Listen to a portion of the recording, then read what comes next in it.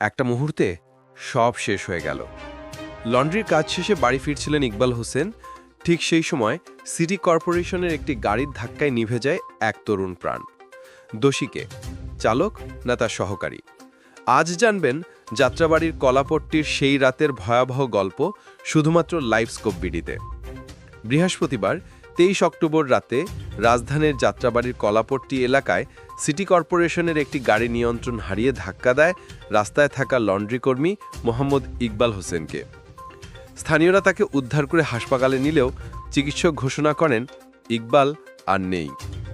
তার সহকর্মীরা জানান, ইকবাল ছিলেন পরিশ্রমী, শান্ত মানুষ। প্রতিদিনের মতো কাজ শেষে বাড়ি ফিরছিলেন, কিন্তু ভাগ্য তার পাশে ছিল না। প্রত্যক্ষদর্শীরা জানায়, গাড়িটি চালাচ্ছিল চালকের সহকারী রুবেল, মূল চালক নাকি ছিল পাশে বসে। দুর্ঘটনার পর স্থানীয়রা গাড়ি থামিয়ে রুবেলকে আটক করে পুলিশের হাতে তুলে দেয়। যাত্রাবাড়ি থানা অফিসার ইনচার্জ, গাড়ি ও চালকের সহকারীকে আমরা জব্দ করেছি, তবে এখনও নিহতের পরিবার মামলা করেনি। মামলা হলে যথাযথ ব্যবস্থা নেওয়া হবে। প্রশ্ন উঠেছে, সরকারি প্রতিষ্ঠানের গাড়ি যখন চালাচ্ছে অযোগ্য সহকারী, তাহলে দায় কে নেবে এই মৃত্যুর? নিহত ইকবালের পরিবার এখন শোকে স্তব্ধ। তার ভাই জানালেন, আমার ভাই কোনো দোষ করেনি, গাড়িটা চালাচ্ছিল সহকারী রুবেল, আমরা বিচার চাই। এই ঘটনায় স্থানীয়দের ক্ষোভ স্পষ্ট। তারা বলছে, সিটি কর্পোরেশনের গাড়িগুলোর অনেক সময় লাইসেন্সধারী চালক থাকে না, সহকারী বা স্টাফরাই চালায় গাড়ি। দুর্ঘটনার পর পুরো এলাকা জুড়ে আতঙ্ক। মানুষ বলছে, সরকারি গাড়িরও যদি নিরাপত্তা না থাকে, তাহলে রাস্তায় নিরাপত্তা কোথায়?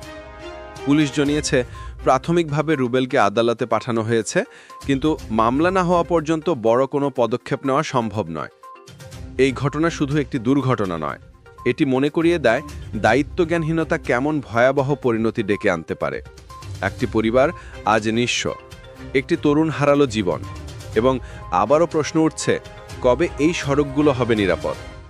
আপনার মতে সরকারি প্রতিষ্ঠানের গাড়ির চালনা কতটা নিয়ন্ত্রিত হওয়া উচিত? কমেন্টে লিখে জানান আপনার মতামত।